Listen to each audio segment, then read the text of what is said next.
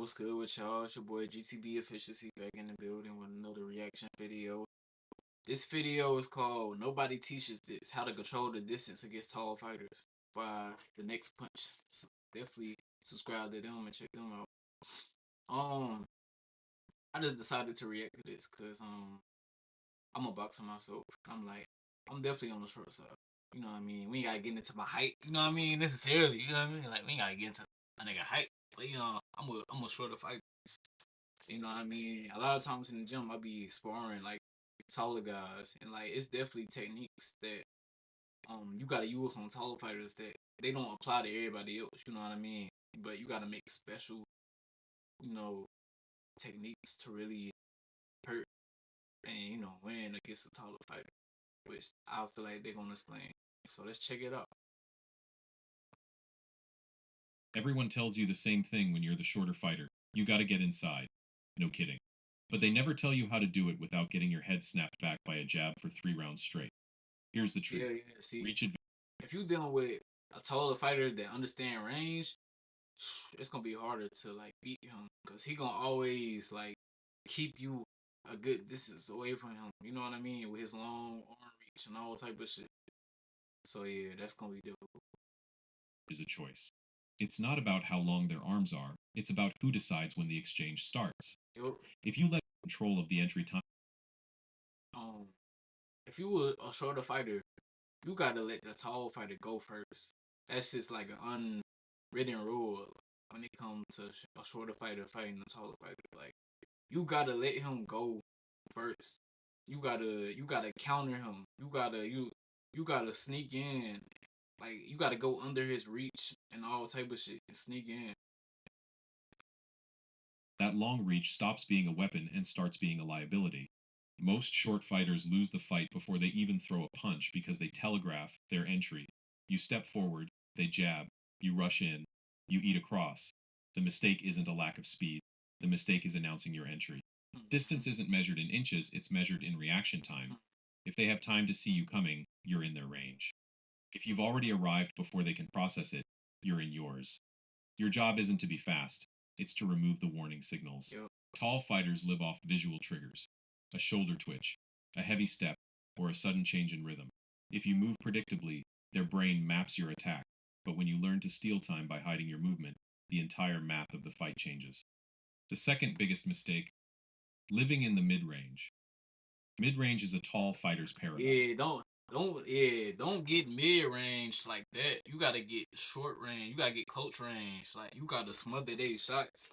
You gotta smother their shots. If you can smother their shots to where they can't get the full length on their shots, oh, you gonna fuck them up, bro. I promise you, you gonna fuck them up.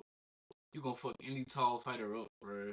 If you can just get close range and just smother their shots and start doing combinations to where it's like they can't bag up. Oh yeah, you gonna knock something out. You gonna knock something out, boy. You gonna be a bad motherfucker. That's all I'm gonna say. That's all I'm gonna say. It's where they can fully extend those long levers while you're still reaching and falling short. You have two choices: stay completely outside where nothing happens, Right. or crash the distance until you're chest to chest Yep. where their arms are too cramped to work. Close range. If you hover in the middle, you're just a target for target practice. Right. 1. Stop stepping in. Start stepping across. Linear movement is a death sentence. Footwork. Instead of charging forward, angle out. Shift your lead foot outside theirs while moving Yep. your head off the center line. Footwork is so fucking important if you a shorter fighter. If you don't got footwork, you don't have anything. Like, keep it a book. If you don't have footwork, you don't have anything as a shorter fighter. Your feet is like your main weapon. You gotta whoop feet when you trying to fight a taller fighter. You gotta know where he at, where he gonna be. You know what I mean? What punches you can get away with and what punches you can't. You know what I mean? What punches you can close the gap with and what punches you can't. You know what I mean? You're not walking into their jab anymore. You're entering their shoulder line. Their weapon is pointed forward, but you're arriving from the side where they can't generate power. 2. Hide your entry in the noise. Never start from a dead stop. A stationary target is easy to read. Right. You need to create noise, a hand feint, a slight bounce, a level change. Enter during the reset moment. Humans react to the start of a movement, not Yep. the continuation. Yep. If you're already in motion, your actual entry becomes invisible. 3. Give them a job to do, don't enter on hope. Enter behind responsibility. Occupy their eyes. Touch their glove. Jab at their chest or fake a low kick. You're not trying to knock them out yet. You're forcing their brain to process a distraction Yep, for yep. 0 point.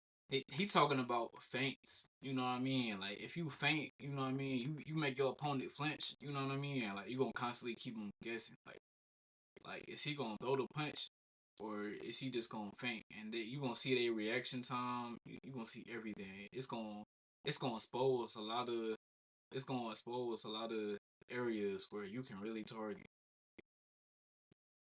Seconds. That tiny delay is all you need to collapse their reach advantage entirely. If they're jabbing heavy, don't just parry. Slip the head and touch their lead hand. The moment you feel leather, step diagonally inside. You'll find they can't extend their arm because their shoulder is misaligned. And when you finally get inside, don't admire your work. Short fighters have a bad habit of winning the entry, landing a shot, and then resetting back to the outside. Why? You just did the hardest part. Right. Stay in their kitchen, make it uncomfortable. Yeah, I'm saying, Short don't, hooks. don't bag up. Once you close that distance, don't bag up. You trying to knock that motherfucker out now. You know what I mean? Like, don't bag up unless you know what I mean. It's like an open space, and the taller fighter he understand range too. It's definitely best to not go all the way in. But if he don't understand range and he's still just trying to swing, oh yeah, knock him the fuck out. Like close range, don't bag up, and just like throw short ass punches like in close range. I'm telling you, gonna fuck him up. Positioning. Deny them the space to extend, and their weapons disappear. When you start doing this, something beautiful happens. The tall fighter stops throwing. When they can't predict where you're going to pop up next, they hesitate. And the moment a tall fighter hesitates, their reach advantage is gone. You don't beat height with muscles, you beat it by deciding exactly when the fight begins. Yeah, I'm saying. Control the clock, and the distance takes care of. They got the size advantage, so you can't win that. You gotta have the strategy advantage. You know what I mean? Like you gotta have the better strategy, how to land punches. You know what I mean? And all of that is by feigning, using footwork. You know what I mean? Slipping shots. If you slip shots, oh my god, bro. You can land some nasty punches on taller dudes, man. How they whole fucking head rock back. Like I'm telling you, bro. I seen this shit in real time. But yeah, that's really all I wanted to go over. You know, it seemed like an interesting video, and it was. So yeah, I'll get back to y'all on the next video. I'm out.